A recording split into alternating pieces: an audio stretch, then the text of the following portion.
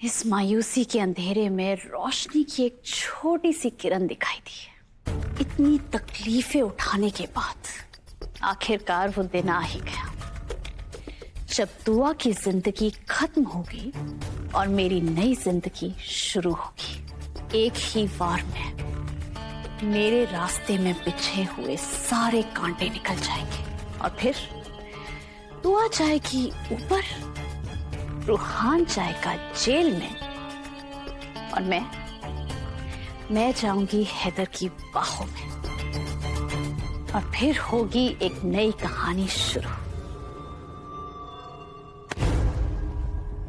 तुम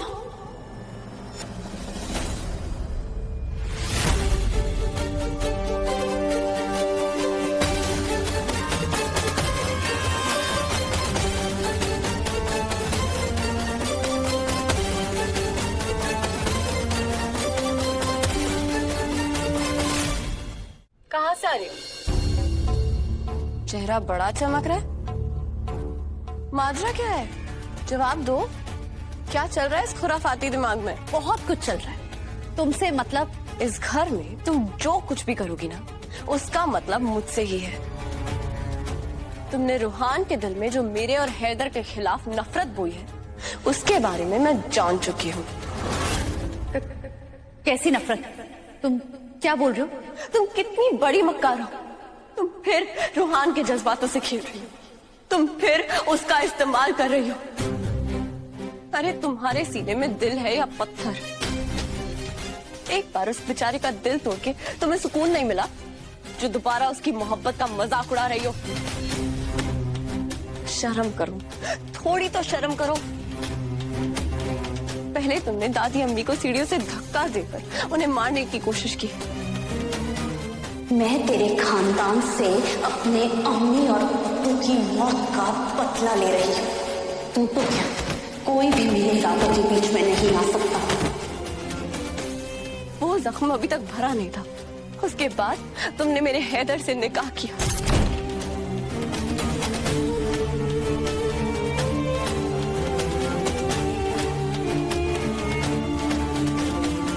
मुझे जिंदगी भर का घाव दिया और अब तुम दो भाइयों के बीच में लड़ाई करवाकर उनका रिश्ता तोड़ना चाहती हो। इस खानदान को तोड़ना चाहती हो तुम।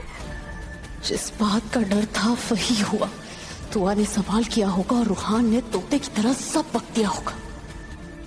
मैं ये सब बिल्कुल बर्दाश्त नहीं करूंगी। अपनी खैर चाहती हो ना, तो जैसा मैं कह रही हूँ वैसा करती चलो। चलो मेरे साथ और रूहान को सब सच बता दो। बता दो उसे कि तुम मोहब्बत करने का नाटक कर रही हो। बता दो उसे कि तुम्हें उससे कोई हमदर्दी नहीं है, उसमें कोई दिलचस्पी नहीं है। तुम उससे मोहब्बत नहीं करती हो। तुम तो वो खुदगर्ज लड़की हो जो अपनी गरज को हासिल करने के लिए दूसरों के अरमानों की लाश पर पैर रख के आगे निकल जाए। अगर तुमने अपनी हरकतें खुद बयान नहीं की ना, तो मैं तुम्हारा वो हाल करूंगी जो तुम सोच भी नहीं सकती। गजल,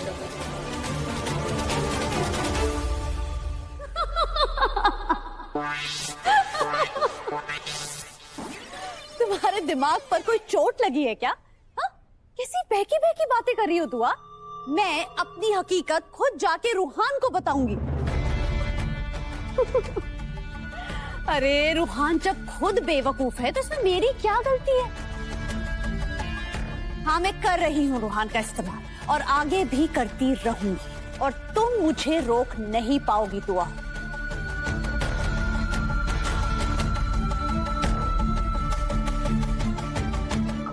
जानती हो क्यों? क्योंकि रूहान मेरी कमान से निकला हुआ तीर है और जब तीर निकल जाता है तो वापस नहीं आता। उम्मीद है तुम समझ ही गई होगी।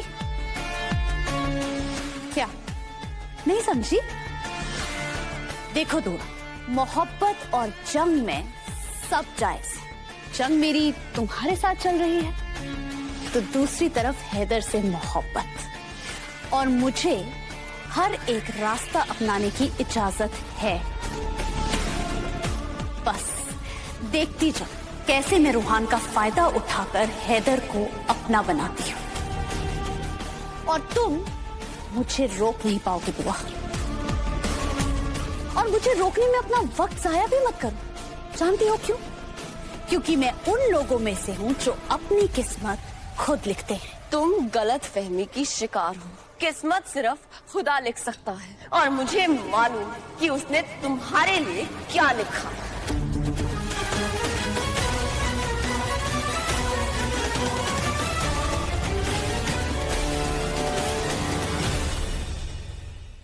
हैदर उठे ना।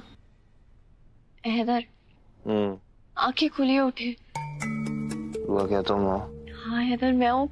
खुदा के लिए एक बार उठिए तो सही, मुझे आपसे कुछ बात करनी है।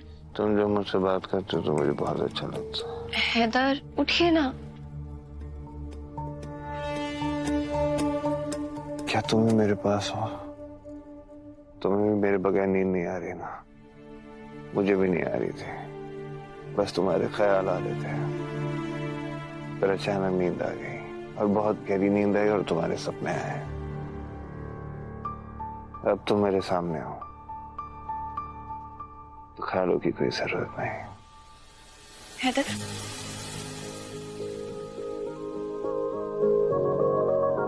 आप ना कोई मौका नहीं छोड़ते। नहीं, और क्यों छोड़ूं? अरे इतनी मुद्दतों बाद तुम यहाँ आई हो, ये तो तुम्हारी चौखट पे ही मैं पड़ा रहता हूँ, तो क्यों छोड़ूं मैं? कम से कम गले तो लग ही लाऊंगा तुम्हारे। आओ! अरे बदतमीज, बेहया, बेमुरब्बा, जब याद आएगा बता दूंगा। वैसे भी जब तुम सामने होते हो मुझे कुछ याद तो रहता है, और ऐसे कोई करता है किसी के साथ? अब आपने मस्ती की ना तो मैं आपके कान मरोड़ दूंगी। सीधे बैठिए। अरे कान मरोड़ने की मतलब, जब भी आते हो तुम लड़ने झगड़ने के मूड में ही होते हो। कभी तो मेरी मोहब्बत का भ्रम रख लिया करो मोहतरमा। हैदर मुझे आपसे बहुत जरूरी बात। अरे तुम्हारी जरूरी बात से मुझे अपनी जरूरी बात याद आ गई। Thank you. मुझे ये जानना है कि खुदा के सामने पहले हम लड़का मांगे या लड़की? ऐसे मत देखो यार, कुछ गलत थोड़ी मांगी, मतलब पूछ लिया तुमसे। अब जो फैक्ट है, जो होने वाला है, उसी के बारे में तो मैं बात कर रहा था। अच्छा ठीक है बाबा, अभी गुस्सा थूको। क्या बात करनी है, बोलो। हैदर घर में चोरी का मसला अब तक सुलझा नहीं है। अगर हफीज ने पैसे नहीं चुराए, गजल ने पैसे नहीं चुराए, तो पैसे किसने चुराए? और पैसे मेरे पास से चोरी हुए, इसलिए मैं चाहती हूँ कि आप इसकी तफ्तीश करें और जल्द से जल्द पता लगाएं। तुम सही कह रही हो। मैंने अपने तौर पे तफ्तीश की है। आखिर कौन हो सकता है? क्या हुआ? क्या बात है? कसम, तुमने ऐसा क्यों किया रुहान? क्या तुमने दुआ को हमारे बारे में बता दिया? और तुम मुझसे बातें भी छुपाने लग गए रुहान। पैसे तुमने चुराए हैं ना?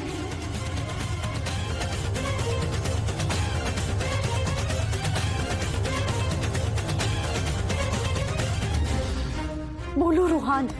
हाँ गजल, वो पैसे मैंने ही चुराए हैं। या अल्लाह, रुहान ऐसे क्या जरूरत पड़ गई थी? इतनी क्या मजबूरी आ गई थी? तुम मुझसे कहते थे, मैं अपनी जान गिरवी रख के तुम्हें पैसे दे देती। रुहान तुम जानते नहीं हो कि हमारे दुश्मन कितने मकार हैं। तुम्हें पता है, दुआ को तुम पर शक हो गया और अब दुआ हैदर के कान भरेगी, तुम पर इल्जाम लगाएगी, तुम्हें सबके सामने जलील करेगी, सब तुम्हें चोर समझेंगे। रुहान ये तुमने क्या कर दिया? और मुझे तो डर है रुहान कि हैदर तुम्हें जेल ना भेज दे। ऐसे कैसे जेल भेज देंगे मुझे वो? मैं इस घर का बेटा हूँ गजल। इस घर की हर चीज पे मेरा उतना ही हक है जितना उनका हक है। और हक छीन कर लिया जाता है, चोरी करके नहीं रुहान। तुमने मामूली सी रकम चोरी करके ना अपने हक पर पानी फेर दिया है और दुआ इसका फायदा उठाएगी। वो तुम पर इल्जाम लगाएगी और हो सकता है कि तुम्हें जायदाद से बेदखल भी कर दे। तुम सही कह रही हो गजल, वो कुछ भी कर सकते हैं। और वैसे भी उनके रास्ते का पत्थर हो, मुझे हटाने के लिए तो वो किसी भी हद तक जा सकते हैं। तुम ही बताओ ना गजल, मैं क्या करूं? रुहान तुम्हें कुछ नहीं करना है। अब जो करूंगी मैं करूंगी।